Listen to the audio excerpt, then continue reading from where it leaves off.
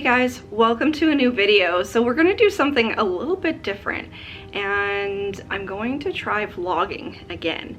So vlogging to me is such a foreign thing. I don't know if I put too much pressure on myself or it's because, you know, I'm not always wearing my makeup or fancy clothes or there's not a script written. I don't really know, but we're gonna try vlogging again and we'll see how I like it and how you guys like it. So I'm gonna try to fit these in a couple of times a month and then we can kind of spend some time together a little bit more informally, talk about some books.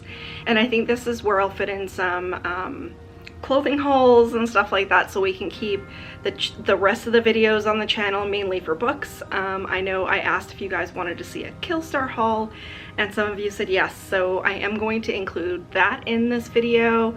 And I just got a delivery from IKEA. I got some Alex drawers finally, so I can have a place to put all of my pens and journaling stuff and work stuff. I don't know why I waited so long to get kind of organizational things here kind of in my workspace. So behind me, so here are my shelves and this is where I film my videos, but it's also where I do my day job as well. So when I'm done my day job, I literally take my computer, my screens and my laptop and everything off the desk and set up a filming area. So everything is done right here.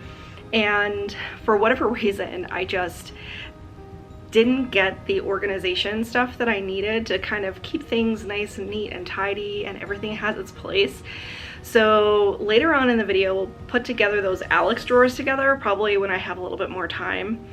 And today is Tuesday, the, what is it, the 3rd? 4th. It's the 4th of January. And today is my first day back at the office or at my day job. So it looks like we're going to be working from home pretty much indefinitely. Our employer is trying to be very progressive with things, especially since everything shut down in 2020 and we're not being forced to go back into an office environment, which is fantastic for several reasons. Number one, my office is quite a ways away from where I live, so it's not all of the driving back and forth, which is great for the environment and for my sanity. And also there's a lot of stresses that come with work environments and stuff like that. So gonna be continuing to work from home, and so yeah, just happy that I'm gonna start putting some stuff in and make it like an actual office. The other thing that I wanted to do this year, just getting into kind of some of the plans I guess that I have for 2022, is I want to get some more of the bookshelves, the Billy bookshelves, but IKEA is having like massive supply shortages. So I wanted to get one of the corner units as well as these two because I'm really running out of space on my shelves. And I want to have separate desks for like filming and doing all of my extracurricular things and a separate space for work. Because what I'm finding now is like I'm spending so much time at my work desk that it feels like I'm just constantly at work. So I think if I had two different spaces, it would kind of be take a little bit more of the pressure off. And like, you know, when I'm in my creative space, I have that space. When I'm in my workspace, I have that. It's something completely different. So just got my coffee here. I'm on my lunch break right now and just getting ready to go back to the office here in a few minutes. But I did want to talk to you about what I read so far today. So I started Served Cold, which is the Horror Tube anthology that just came out. So Local Haunts came out in the fall of 2020. That was the first one and I really enjoyed it. We have so many talented people here on BookTube and HorrorTube, and I was so happy that there was a new anthology that came out. So this is edited by Regina St. Clair and Steve Donahue, and they also have stories in here as well. And today is minus 45 with the wind chill, so it is absolutely frigid. So I have to say I'm very glad that I didn't have to drive into the office today. I feel so bad for people that had to go back to the office during the winter. So we're gonna be going through this book kind of story by story throughout this vlog, I think. And so this morning I read the first story, and then over the lunch break I read the second story. So the first story in here is from Cameron Chaney, who we all know and love, and it's called Karakonkolos, and I hope I'm pronouncing that right.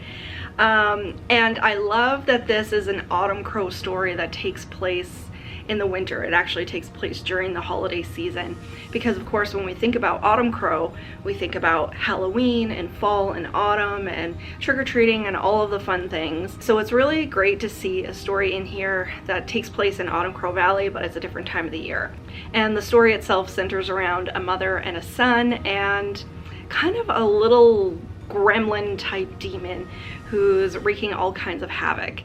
But as with a lot of Cameron's stories and the way that he writes, there's a lot of deeper meaning in here. So it really centers on this relationship between this mother and son, which is really strained, and it's very emotional from both points of view. And it really highlights that the holidays are not great times for a lot of people. So we know that Christmas and, you know, that whole period during December, especially if you have a lot of really tense family relationships, it's not a great time of the year for a lot of people. And funny enough, Matt and I were talking about a coworker of his that he had to work with during that time between Christmas and New Year's, and he said, you know, they were in a really bad mood, and he's like, I don't understand it, because it's the holidays, it's supposed to be happy, and we're only in the office for 2 days and the rest of the time is off, because the way the holidays fell was great this year. There was days off in lieu. And I said, yeah, but especially if you have people that are visiting and you have family that you're going to see and family that are coming into your house and visiting, it can cause a lot of strain because people start fighting, and of course there's probably alcohol involved, and especially these days with a lot of political discourse and arguments and that sort of thing.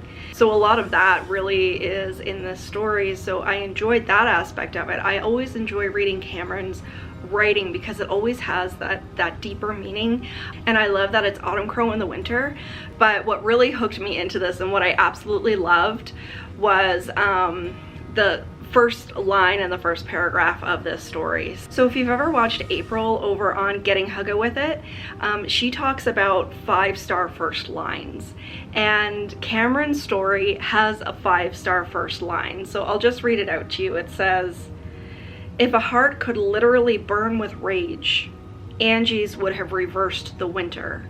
And the whole first two paragraphs of this story were just fantastic. I love Cameron's style of writing. He has a real knack for just hooking you into a story, and like I said, the fact that this is Autumn Crow in the wintertime, it was just fantastic. So really enjoyed that. And then the second story in here is by Janine Pipe, and Janine has also a very fantastic writing style. I read her anthology Twisted Tainted Tales earlier this year, and I really enjoyed it. And her story kind of revolves around this research team that goes to a really remote place in the Himalayas. So they're in the middle of nowhere. So the isolation horror in that story is, you know, it's almost claustrophobic. Even though it's a wide open space, it's really claustrophobic because there's just nothing around. And it really, you know, revolves around the terror of what could be living out here in the middle of nowhere and you don't have any contact with the outside world. And I actually really enjoyed the way that that story ended. So it had me sucked in, and the story itself was really only a few pages long, and when it ended, I just kept kind of wanting more, but in a good way. Sometimes when a story ends like that, you're kind of pissed off, but I thought it was really well done. So really enjoying this anthology so far. I really hope that Regina and Steve keep releasing these anthologies. We have, like I said, so much talent here on BookTube. It's just outstanding. So I'm gonna get back to work. I have a meeting that I have to go to, and I will touch base with you guys later.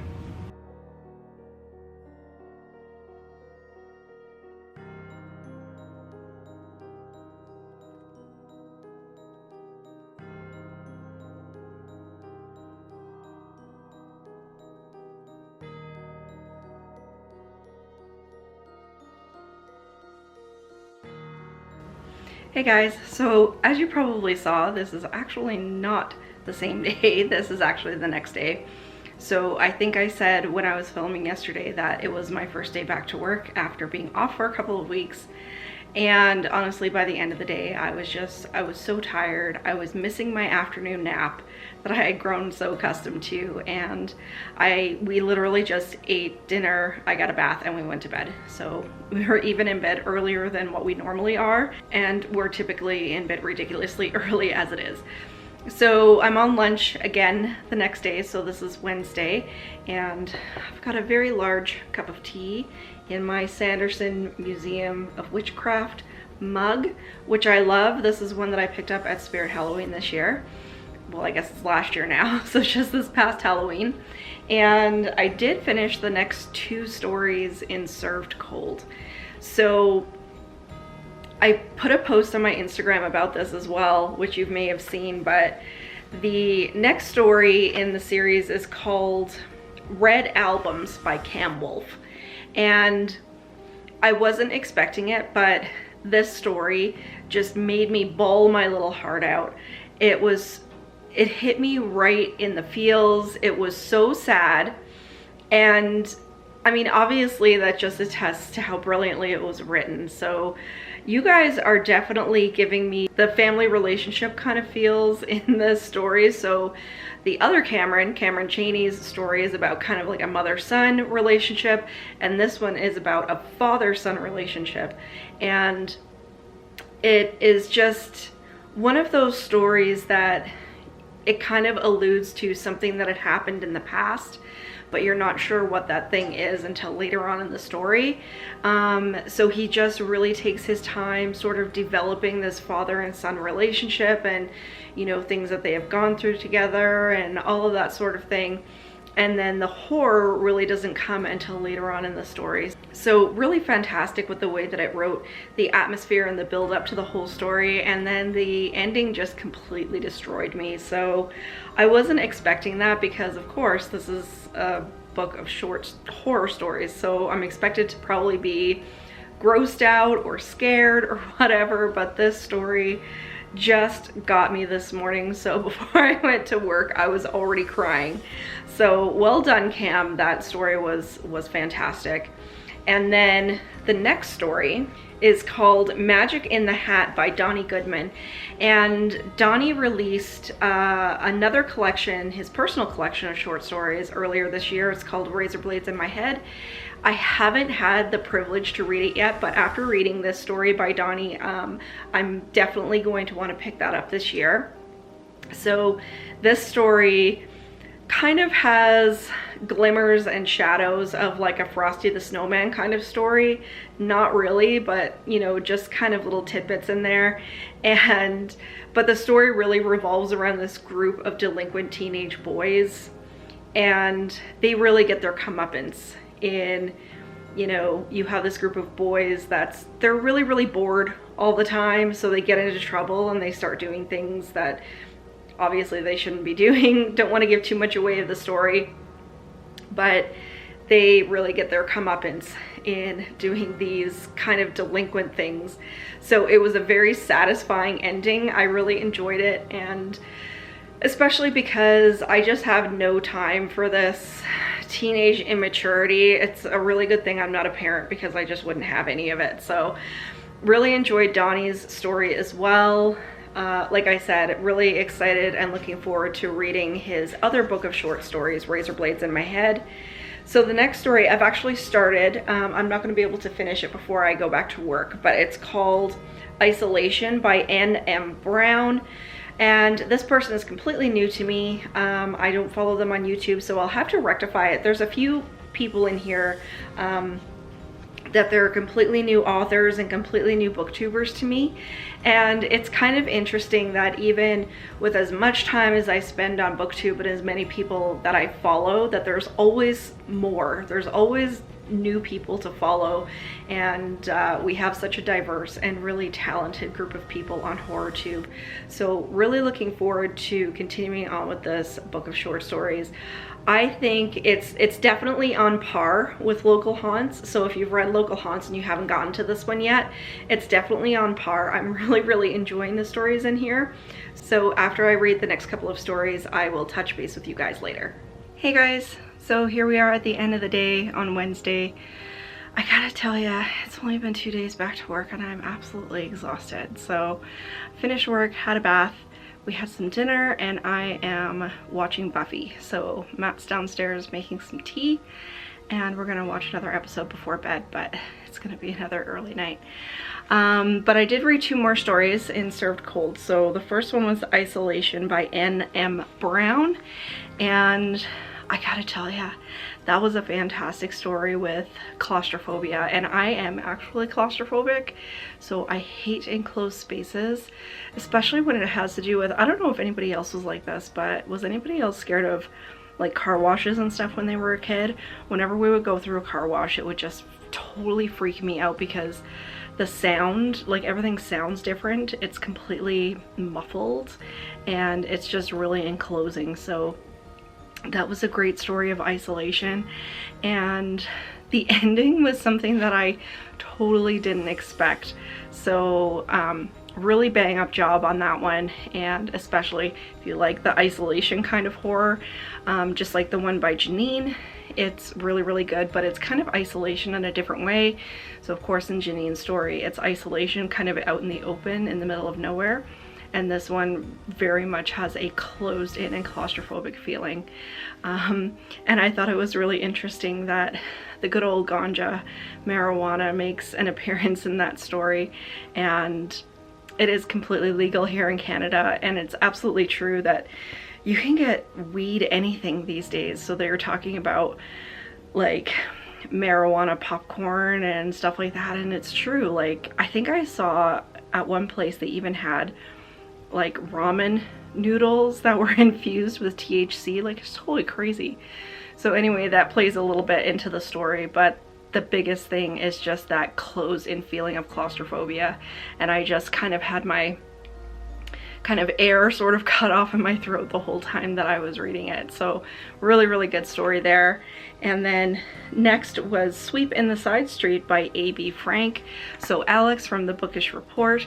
And yes, I did read the entire story in my head in Alex's most absolutely fabulous accent.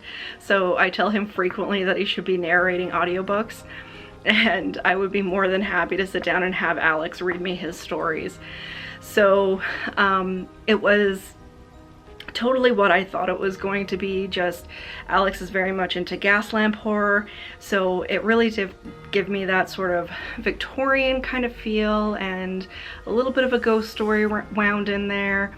There's a little bit of this is another story at the end where someone who is very deserving gets his comeuppance, and I really enjoyed that part.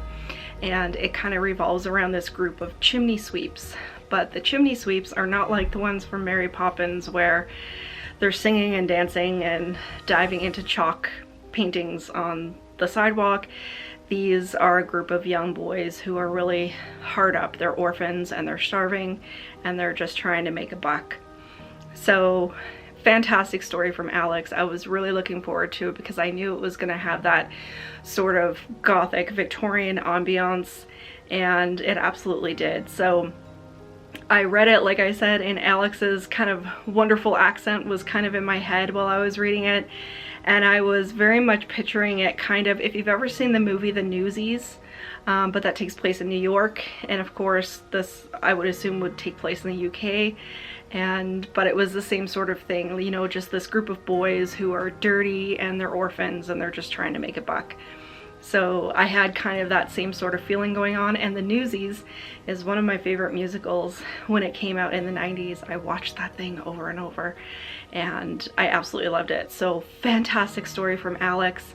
And now, of course, I have Step in Time stuck in my head because, you know, Mary Poppins, chimney sweeps, the whole thing. So I'm really enjoying this book. There hasn't been a story that I've disliked, and I'm not just saying that because it's, you know, colleagues of mine here on HorrorTube.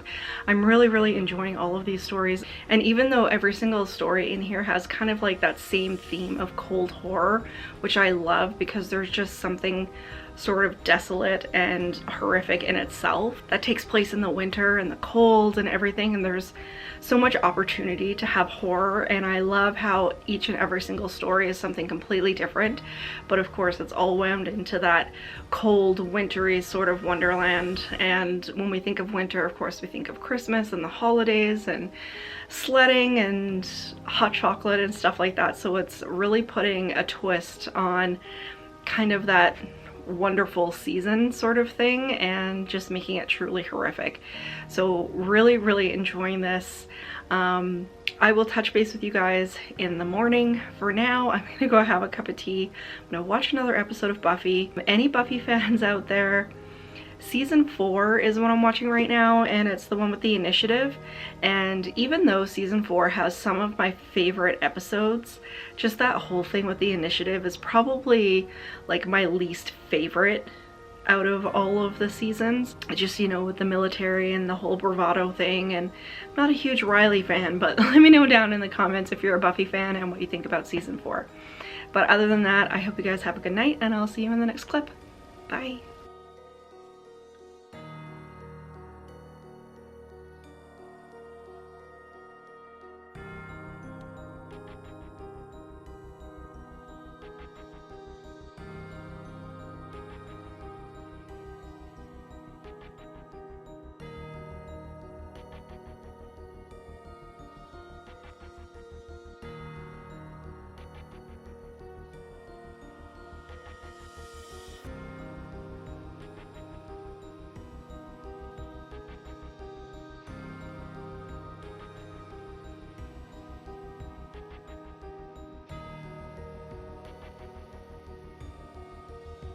Good morning, guys. It is Thursday. We're finally starting to get towards the end of this week. Does anybody else find that short weeks are actually super long? So Thursdays, I always say at the beginning of the day, I'm like, I hate Thursdays because it's always the worst work day. I think it's because like people are trying to wrap stuff up before the end of the week and they give you like one day to do it, or because a lot of people are usually out on Fridays. So I have my Thursday mug, which I got out of a Spooky Box Club box probably about 1.5 years ago now. I don't subscribe to them anymore because it became really expensive because of Brexit and everything. They had to put up their prices, which really sucked. So I don't subscribe to them anymore, but I have gotten a couple of things out of the Spooky Box Club that I really like. I have Michael Myers style earrings that I got out of one box, and this mug is one of my favorites. Like I said, I use it every Thursday. But yeah, so getting back to the reading, I read 2 more stories out of Served Cold, and I'm gonna say it again, I'm so enjoying this book. I think I might like this one better than Local Haunts, which Local Haunts I loved. But there were more stories in Local Haunts that weren't my favorites. But in this one, like, I've enjoyed every single story so far. And so the first one was Frostbite by Alfie Tobut, and that was another survival type story, so along the same sort of lines as Janine Pipe's story. So it follows a research team that's in the Antarctica in 1910, I believe it is, and basically there's 2 guys left and they're just trying to survive. And I love survival stories. I love survival movies and all of that kind of thing, because I think it's like one of those things in horror that can really happen in real life. So it's something that really hits home. And, you know, like I said, the same with Janine's story, it's a claustrophobic feeling. Even though you're out in a wide open space, it's a very claustrophobic feeling because like there's nothing around. It's snow and ice and darkness, and there's no escape from that. You can't just kind of run away from it. I suffer from anxiety, and I can just imagine being in that situation and you want to run from it, but there's nothing to run to. It's just more snow and ice and all of that sort of thing. So when I was reading this story this morning, I thought that maybe I would mention a couple of survival stories that I really enjoy if you like that sort of thing. So if you've read this book and you've read Alfie's story or Janine's story, and you like that sort of thing, there are a couple of books / movies that I really enjoy. So the first two are by a Newfoundland author. Her name is Cassie Brown, and two of her books are survival books. So there's Death on the Ice, which is super popular in Newfoundland anyway, and in Canada, and the other one is A Winter's Tale. And A Winter's Tale is about a shipwreck, the Florizel, and it's a really super sad story. But Death on the Ice is very reminiscent of kind of Alfie's story in here. So that book revolves around sealers from Newfoundland. So in the wintertime, sealing was a very popular profession, but it was one of those things that nobody really wanted to do it because it was so dangerous, and you would be away from your family for a long period of time, out on the ships, and dead of winter in the North Atlantic, so super bitter cold and blizzards all the time. But they would take up these professions because a lot of the people would only work seasonally. So they would work in the summertime, and then in the wintertime they would go sealing, and the money was really good because seal oil and pelts and all of that sort of thing paid really well at the time. So the men would go out onto the sealing ships, but like I said, it was super dangerous because hopping between the ice pans and stuff like that, it's very easily that you could slip right into the Atlantic Ocean in the middle of winter, and I mean, you're not going to survive that. And of course, poverty was really widespread in Newfoundland at the time, so they didn't have the right kind of clothing, they didn't have sort of the right kind of food, and so this was a really dangerous profession. But what happened in this specific story was there was a father and son captain, and they each had their own ship, and they each had their own sealing teams. So the younger captain decided one day that he was going to send his sealing teams out onto the ice, and then they said basically, you know, do your sealing and everything, go to my father's ship, who was, you know, several kilometers away or several miles away, and he'll put you up for the night kind of thing, and come back the next day. And I can't remember, but I believe they were stuck in the ice. I can't remember. But anyway, so he sent his sealing team out, and the message was supposed to go from that ship to the other ship that the men were on the way over. But when the men got over to the senior captain's ship, he basically said, no, I'm not taking you on. You have to go back to my son's ship. And so he hadn't received the message, and he said basically, get a cup of tea and go back out on the ice. And then both of the ships ended up leaving because the son thought that the men were on his father's ship, and the father thought that the men were on his son's ship, and the men ended up stranded. The sealing team ended up stranded on the ice. Both ships left, and of course they had one of the worst blizzards in Newfoundland history that night. And this whole story revolves around these men that were stuck out on the ice, and the book is written from the point of view of the men and what was happening, and they were freezing to death, and the conversations that they were having. So obviously there were some survivors that told the story once they were rescued, but a lot of the men died, and it's a really heart-wrenching, horrific story. Very emotional, and it talks about how even a father and son were found frozen in an embrace because they were trying to shield each other from the snow. So those types of stories are ones that I really love, because that is something, it's horror that can happen in real life, and that is not an easy way to go. There's absolutely no way out. You're completely isolated from everyone. And then these two captains went to bed soundly thinking that this sealing team was on each other's ships when they were really stranded out in this horrific blizzard. So that's a really good book if you like survival stories. There's no horrific monsters or anything in it, but real life kind of horror. So there's that one, and A Winter's Tale, which has to do with a shipwreck. And then There's another book called Lost in the Barrens by Farley Mowat, and the movie version of Lost in the Barrens is one of my favorite movies of all time, and it's about these two young boys who get stuck in northern Manitoba in the middle of nowhere on the Barrens accidentally, and they have to try to survive together. So it's actually a white boy and an Indigenous boy who end up stranded together, and you know, the young fellow who's white grew up in town in boarding schools and stuff like that, so he has no survival skills whatsoever, and the young boy who is Indigenous is just now starting to learn about his own culture because he had been taken away from his family and put in a residential school. So he has to try to reconnect with his culture to try to save the two of them, and that's a really good story as well, and brilliant movie. I love it. So again, if you really enjoy survival stories, I recommend those ones. They're really super good, and I really enjoyed Frostbite out of Served Cold. It'll really tug at your heartstrings for sure, and it's brilliantly written. And the next story, I was actually glad that these two were sort of back to back because that one was really emotional. And the next story is Blackwood by Marie McWilliams, and it was a really great palate cleanser, but it was a palate cleanser in that it was just good old-fashioned horror. So thoroughly enjoyed both of those stories this morning, but for now I'm gonna get some work done and I'll touch base with you guys later.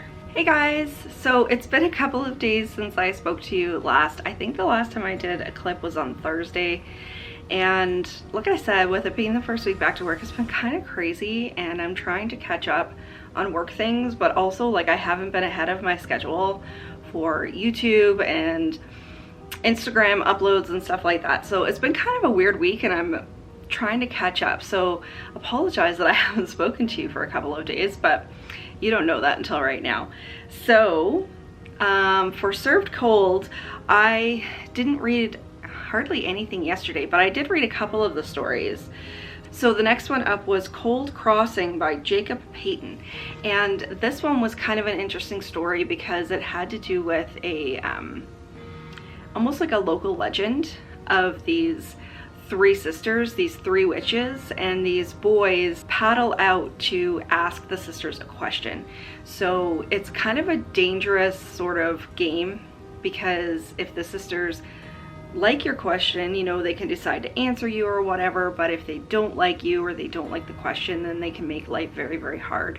So that was a really interesting story because it kind of revolved around, like I said, like a local legend in the area that these two boys lived, and they had a very important question for the sisters that had to do with another friend of theirs who had disappeared.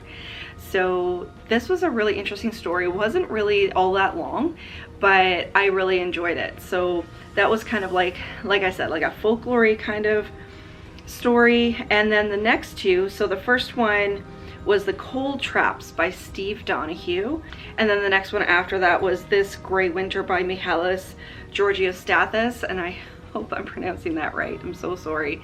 But those two stories were very different but similar in kind of the way that it's not really my type of horror.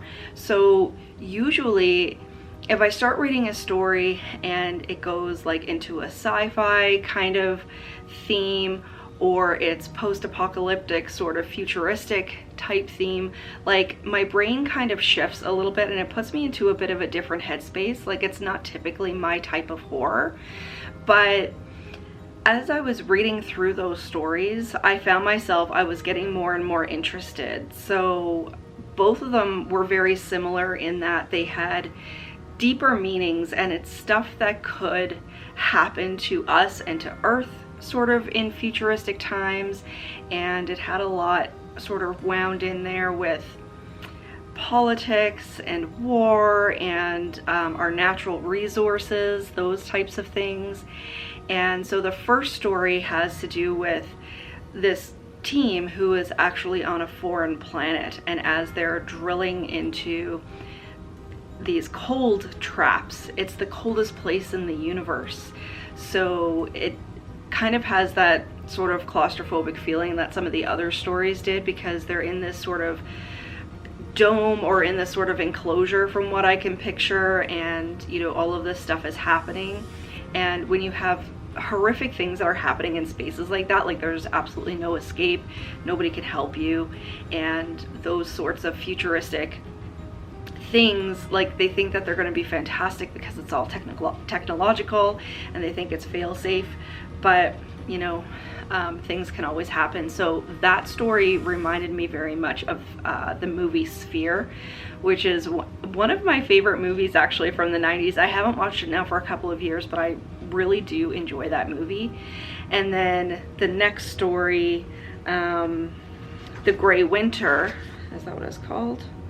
This Gray Winter. So it has to do with sort of like a nuclear winter, and people have kind of gone underground and they're sort of waiting out things, and some horrific things take place. And both of those stories, like I said, had that very claustrophobic kind of closed in feeling, which is kind of one of the themes through a lot of these stories. But another theme is these things can kind of actually happen, like they're very realistic, which I think is more horrific than any sort of supernatural creature, and they have a lot of deeper meaning. So a lot of the stories in this book so far have a lot of layers, and I love reading stories like that, stories that you can kind of read into. And you know, if you were going to do like some sort of study where you're kind of pulling it apart and figuring out what you think the author is trying to say with those stories, it's really, really interesting.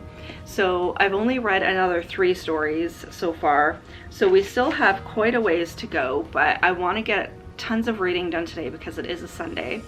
So I will check in with you guys a little later on after I read a couple more stories from here. But also, I did do a little bit, very small amount of book shopping. So on Garage Sale, I believe, which is a Canadian sort of idea. So basically it's a virtual garage sale where it's an app and people post things that they're selling, and you can, you know, put in that you have an interest in this item, you can negotiate a price if they're open to negotiation, and then you can go pick it up at an agreed time. And a lot of the times it's awesome because people have bins, garage sale bins on their front step. So they'll just put the item out there at a specific time, you pick it up, you put the money in, and that's it. So I'm always looking for books on there. I've actually come across quite a good selection of books this year. The Stephen King hardcover collection that I featured on the channel a little while ago, I got through Garage Sale, and it was someone who was moving and just really needed to get rid of stuff. So, you know, you kind of get things at a really, really great price. So I'm gonna feature these books in an upcoming book haul, but I just wanted to show them to you because they're in fantastic condition. So 2 Buffy books, and some of these, like if you're finding them on eBay or Etsy or whatever, can be going for quite a high price. So I got these for $2 each. So we have Coyote Moon, and it's the version, the novelization version that's in this version. So there's a couple of different sort of series of Buffy books. So I have a few already out of this series, and it says Humans by Day, Evil by Night. A lot of these books I know are novelizations of stuff that actually happened in the show, but I think a lot of them also are completely different. They're completely new stories that take place in the Buffyverse. I haven't read any of these books yet, so I'm collecting them, haven't read any of them, so excited for that because I'm doing a rewatch of the show right now. I've just got into season 5, which is one of my favorite seasons because Glory, or Glorificus, she is one of my favorite villains.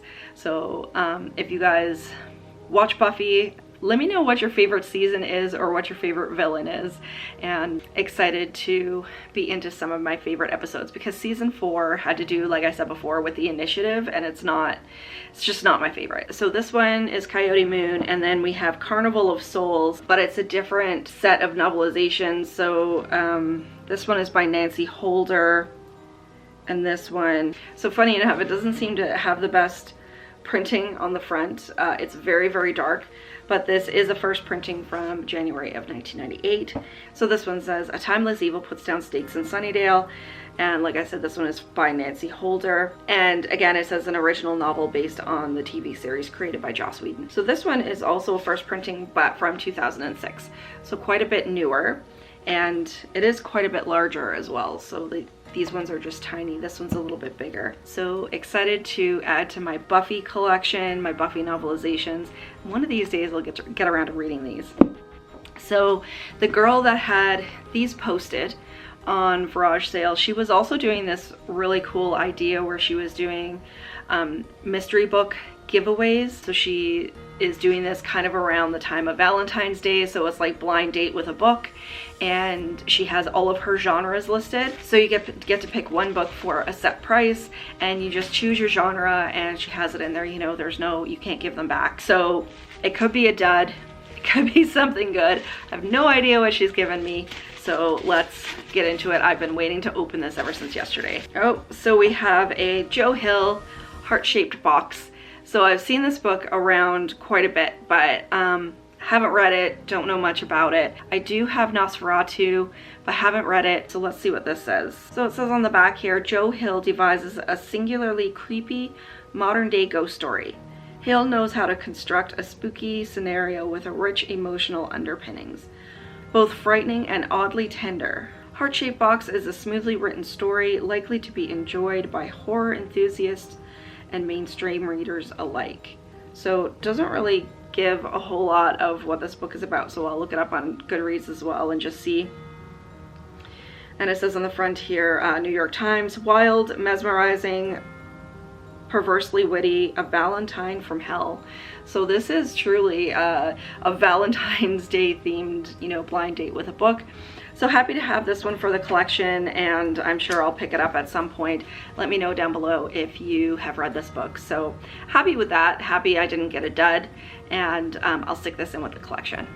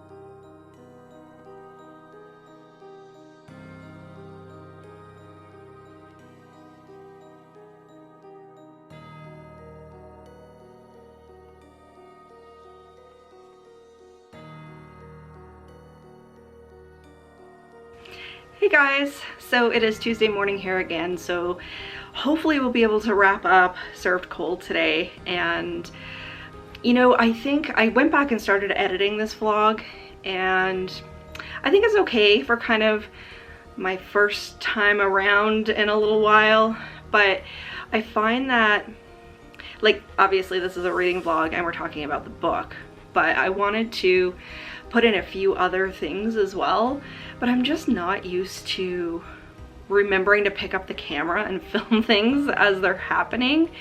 So hopefully as we start doing more of these vlogs, they'll get a little bit better, and hopefully this isn't too boring for you guys. But we are talking about the book, and I have to say that I think I actually like this one better than I liked Local Haunts. which is weird because Local Haunts is based on like local ghost legends. So these ones are completely, you know, imaginary. And a lot of the stories have to do with really cold, enclosed spaces. And for me, like I said, as someone who is claustrophobic, like this is real horror to me. So I've been really enjoying these stories. Some of them have, you know, hit me pretty hard where I think I'll remember them for a while. And other ones are creepy, other ones kind of get you in the gag reflex, so I'll talk about some of those today. So I didn't get as much reading done in the past couple of days as I would have liked, but Sunday, I try not to like film and edit and upload a video all in the same day, but that's kind of what happened on Sunday, so I didn't get as much reading done as I would have liked. And Mondays are always busy, of course, because it's the first day back to the office. So the next story in here was Orpheus Descends, and this one, I think probably more than most of the other ones, really hit that claustrophobia for me. So this is by Andrew Lyle. So we follow a man named Callum, and when the story begins, he's on land and he's kind of remembering something that had happened in the past, but he gets a call to go into a submersible, to go kind of like on a research mission sort of thing. And he and another man get trapped in this submarine under the water. And I have to say that, like, even watching like nature shows and stuff like that, when they're in these submersibles and they're sending out the cameras into the abyss and stuff to film wildlife and stuff like that, it really, it makes me feel very, very claustrophobic. So this is definitely a theme that's running through a lot of these stories, and it's been fantastic because that is horrific to me. And I love this story because these two men are trapped down there, and you kind of get the feeling, you know, towards the beginning of the story that they, you know, there's a bit of tension between the two of them, and you kind of wonder what's going on, and all of that gets revealed as the story goes along. And it really has a bang up backstory, like it really, really does. And there's this whole idea in the story of kind of like Final Destination, like if you escape death once, then it's going to come back to get you. So it has this whole idea that water has memory, and you've escaped death once, you've escaped drowning, so water will remember that. And that was a really interesting way to kind of loop in the whole Final Destination sort of trope. And like I said, it also has this bang up backstory. So really, really enjoyed that, especially because submarines specifically, like I would never be able to go into a submarine. Like some people I think would think that's, you know, sort of thrilling, but it just freaks me right out. So that one was a fantastic story. And then next up was The Woods and Mr. Softy by Regina St. Clair. And Regina, of course, co-edited this book, and she has many other collections of short stories and novellas and all kinds of things that are out. And she actually just announced yesterday, and I had no idea that this was coming, but she has a new book that was just released. A collection of short stories. So I'll insert a picture here. I can't remember the name of it right off the top of my head, but it has very much to do with like women in horror and the idea of like the woman as, you know, a final girl and all of that kind of stuff. And I'm really, really excited to read that one. So I'll insert a picture and I'll put the name of it down here so you guys can go look it up. It's really cheap on Kindle. Like it's only a couple of dollars. So I think it was like $5 Canadian. So make sure you go and support Regina because her writing is fantastic.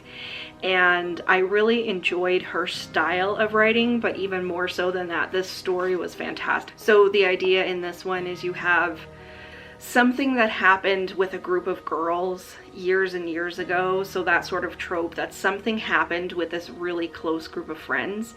And now later on, when they've kind of separated and gone their separate ways, and they're trying to sort of get over this thing that happened in the past.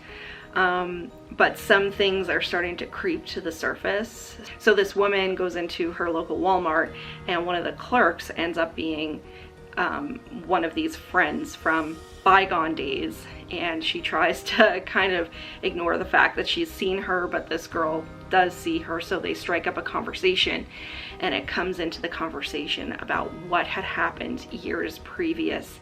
And of course, when you have a group of teenage girls, just like the group of teenage boys before, you can have all kinds of things that happen. And this one has this creepy Mr. Softy character, and I'm not going to go too far into the story. I'm always worried about giving away spoilers, but the past kind of comes up and, you know, has broken the surface in present day, and now these girls have to try to figure out what they're going to do with all of these things that are happening now that are sort of reminding them of what happened in the past. And I really enjoy Regina's style of writing. It really resonated with me. And then, like I said, you have this creepy character and these women who are trying to get past something that had happened, you know, when they were teenagers, and it's kind of creeping up to the surface again, and they've got to try to figure out what they're going to do. So really enjoyed the ending of this story. It was, you know, it was fantastic. I would actually like to see this one written out like as a full, you know, novella length, instead of just a short story. I want to hear more about what happened and kind of how it ended up the way it did and all of that sort of thing. So that was a fantastic story. And then right from Regina's story, we went right into Merce's story from Harpies in the Trees, and it's called Thou. And I loved this story because, number one, it screams Merce's sort of style. I really, really liked her writing style as well. It was very poetic, it was very beautiful. And also because it had to do with the demonic and the occult, and this young girl who pretty much all she's wanted her entire life is a demon. Like, she's been involved in the occult and all of that pretty much her whole life, and in order to achieve her ends, she has to do something that's just completely over the top.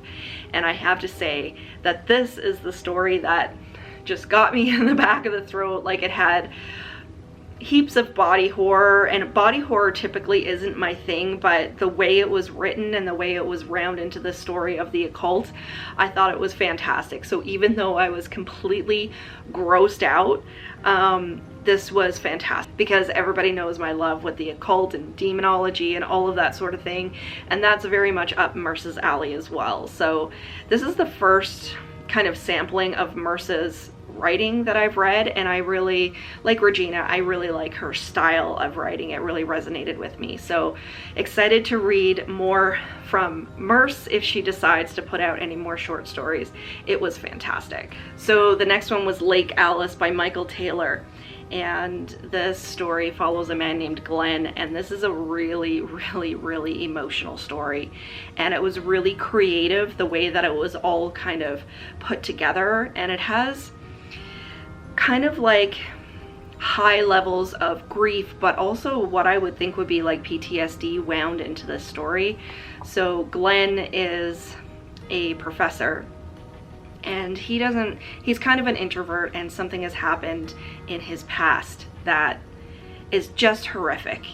And another professor invites him to go to Scotland to spend a couple of days before the holidays after the university is shut down. So he really doesn't go home or go to during breaks in the university year. So she invites him, and he finally says, you know what, okay, I'm gonna do it. And then he crashes his car and ends up having to trudge through the snow to try to find help or try to find a place to warm up so that he can figure out what he's gonna do next. And the whole way that this story goes, like I said, it has to do with high levels of grief and PTSD, and he just starts reliving everything that had happened in his past. And this is another one that was really, really heart-wrenching, super, super heart-wrenching, and it really got me right in the feels. So again, we go from, you know, your traditional sort of demonic body horror story into this really deep feeling story of this father and his grief, and it's just it's horrible, but it was really, really well written. So well done on that one. And then the last story I wanted to talk to you guys about before I go back to work here is Ensnared by Aphrodite Lee. And this one I really enjoyed because I just found it was super imaginative. it didn't turn out any way I thought it was going to, and it was one of those stories that it just keeps you guessing during the entire story. So as soon as the storyline starts to develop and you think it's going to go one way, it goes somewhere else. So this is another one about a man who gets basically stuck in the snow, and he gets out of his car and trudges through the snow to try to find help, and stumbles upon like a little cabin in the middle of nowhere. And when he goes into the cabin, there's a small fire in the fireplace, and the owner of the cabin allows him to stay to warm up, and things kind of go a little bit crazy. And this story, like I said, was super, super imaginative. I enjoyed this one so much. I don't even know how to describe anything else that has to do with the story, other than this woman that owns the cabin is not who you think she is, and it turns out that this man is not who you think he is. So fantastic. I thought it was super, super well done. I really, really liked that one. So that's as far as I got in Served Cold up to yesterday. I did read a couple of more stories this morning, but I have to get back to work and finish my tea, so I'll touch base with you guys around lunchtime. I'm expecting some book mail as well, so I'll go through that with you guys, and so I'll see you in the next clip. Hey guys, Tuesday afternoon now. So I just finished reading a couple of stories over my lunch break from Served Cold, and there's 2 more stories to go, so we should be finishing this up this evening, and then we can wrap up this vlog tomorrow. So for the couple of stories that I read, the first one was Revival by Madison Estes, and this one was another sort of along the lines of a heartbreaking story. It really, really is. So this one is following a young medical student, and he suffered a really big heartbreak when he lost his sister a few years before this. So again, here there's a lot of grief and PTSD and all of this sort of thing wrapped into this story. And you know, grief hits people in different ways, and we do things differently when we're going through the grieving process, and that's what's happening here. And what happens, it's super, super heartbreaking, his reaction to all of this that he's dealing with the loss of his sister, and then of course with the stress and strains of studying to become a medical student. So this is another one that really hit me in the feels, and it was written fantastically. And then that story was followed up by Fractals by D.L. Tillery, and her story is one out of local haunts that I really, really enjoyed, and I really enjoyed this one too. So here we have this couple, so boyfriend and girlfriend, and they decide to go hiking together, and basically they're in the wilderness and they're in a tent in the middle of nowhere, and something crazy happens, and then the story as it continues on just gets crazier and crazier. And this one, like Merce's story, has a good level of body horror in it, and it got me right in the gag reflex. So this book is kind of like a pinball machine where you're going back and forth between, you know, just heartbreak and hearing these heartbreaking stories, and then into more of the traditional horror where, you know, you have classic kind of stabby stories and things that, you know, are kind of gross. And that's what I love about short story collections. I entered 2022 in a little bit of a reading slump, I have to say. It's a long one that I've been waiting to get out of for quite some time. So I think I'm going to be changing things up a little bit with my reading to try to get over that. And like I always say, one of those things is to read a short story collection to get out of a reading slump. It's a great way to kind of get back into your reading and gear up for like more exciting books to come. And so I'll discuss a little bit further on the channel a little bit later on what my plans are to kind of get out of this stupid slump that I've been in. But this book has really, really helped. I don't think there's been a story in here that I disliked. I mean, obviously there's some stories that I liked better than others. That's going to be the case with any short story collection. But I think this one is going to be ranking up there with one of my favorite short story collections. So definitely recommend this book. So like I said, we're gonna wrap this one up tomorrow after I finish the last 2 stories. But before I get back to good old work here, I did have some book mail. So I did receive In Every Generation from Amazon, and the cover on this book is beautiful. It's just gorgeous, and it really just screams that whole Buffyverse, you know, and it's all embossed. It's great. So on the back here it says, "Into every generation a Slayer is born, and the next generation starts now," with the Buffy bee on the back. So I'm quite excited about this book. I'm gonna finish watching the show first before I dive into this. And like I said in my most anticipated books of January, where I featured this book, I'm just looking for a really great adventure that's set in the Buffyverse, but something that ties in with the original story. So last year I had read The Chosen duology, and just really didn't like it. It really wasn't for me. So hoping that this one is going to fill that void and, you know, give me all of the feels and the nostalgia from the original series.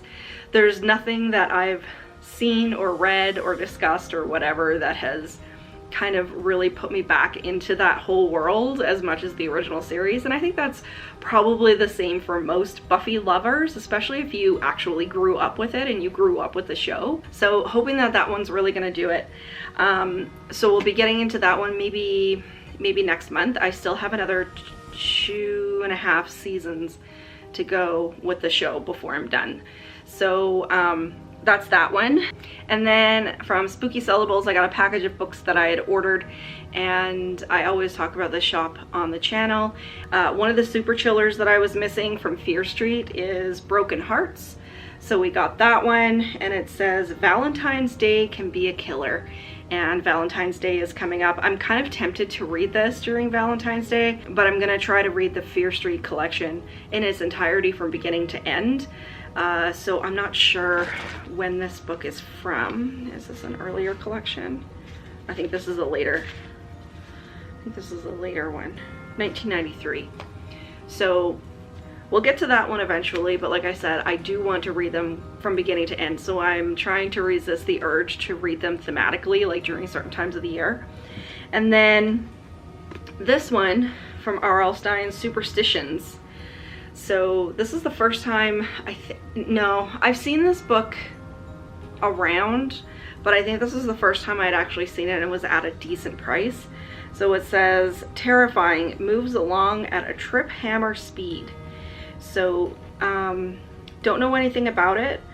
It just says it just gets better. The prose is crisp. The horror is delectable. So that sounds good. And this is in fantastic condition. So this one is from, this is the first printing actually from October of 1996. And then this is a point book. So this is in fantastic condition as well. It's called Ghost Abbey by Robert Westall. And this has a great spooky looking house on the front here. And it says, there's no place like home except when it's trying to kill you. So this is just a little tiny book, and it's from 1988. So this one's quite old, and judging from the condition that it's in, I mean, this is pretty good.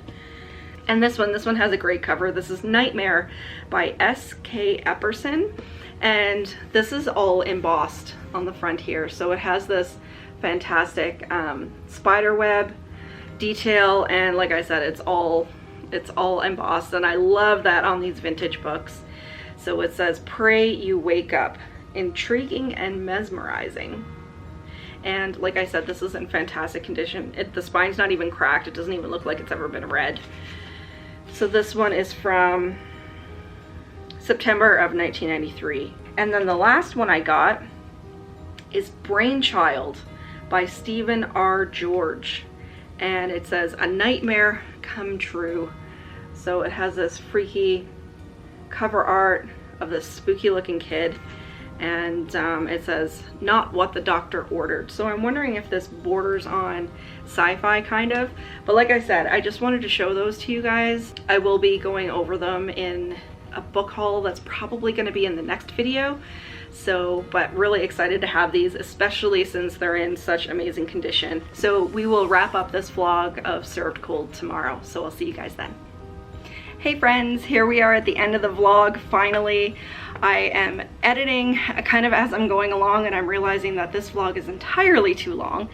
But I did want to talk to you about all of the stories in this collection, and like I said, I think each and every single one of them is fantastic.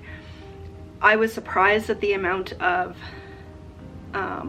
emotion that was included in this, and So for the last two stories, the first one is Water of Life by Gloria McNeely, and I can't say too much about the story other than it's two young lovers, a man and a woman, who decide to go on a very dramatic trip together. And I don't think I could say anything more than that because I don't really want to give anything away.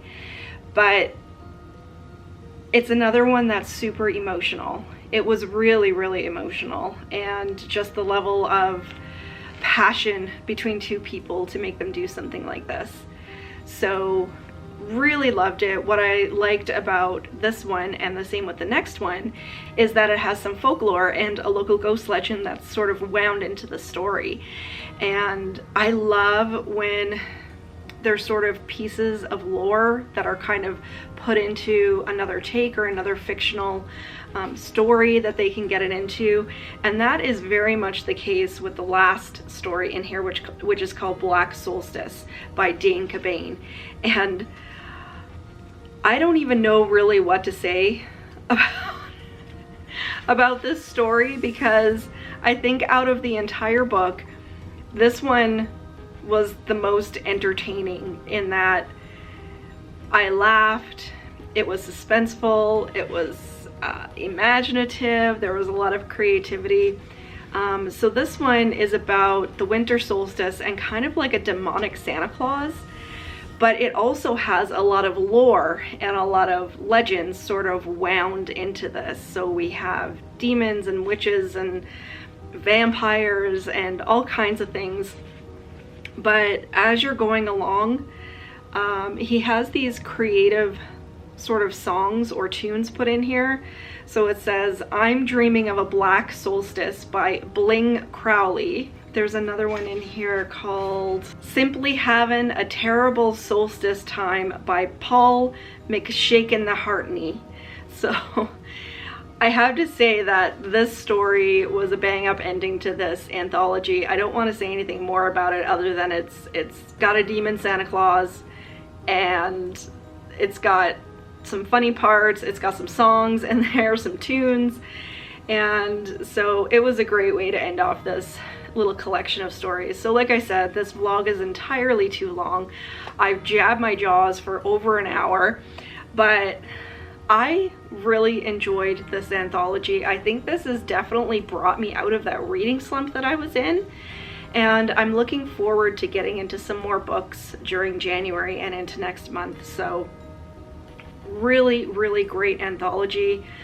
Like I said, I think I like this one even better than Local Haunts, and I thoroughly enjoyed Local Haunts. So 4.5 stars for Served Cold, which is very high to give an anthology, because usually, you know, you probably like, say, 2/3 of the stories or 3/4 of the stories, but there's always duds.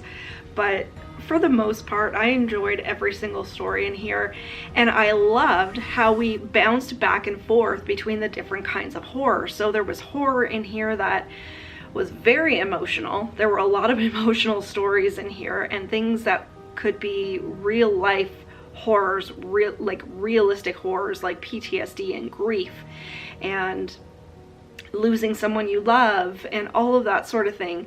There was fantastical horror in here. Like I said, with Dane's story, you have vampires and a demon Santa and all of that sort of thing. And then you had good old stabby slashers. There was demons and the occult and things that make you sick to read. It was just, it had a little bit of everything, and it just goes to show how much heart and how much talent is in this community, this horror community. So we're a tiny little niche community in the corner of YouTube, but we're pumping out some really fantastic stories. So Regina and Steve, I hope you guys are going to continue doing these anthologies. I will continue to buy them, and they're just absolutely fantastic. So I hope you guys enjoyed the vlog as long as it is, and I will see you guys in the next video. Bye.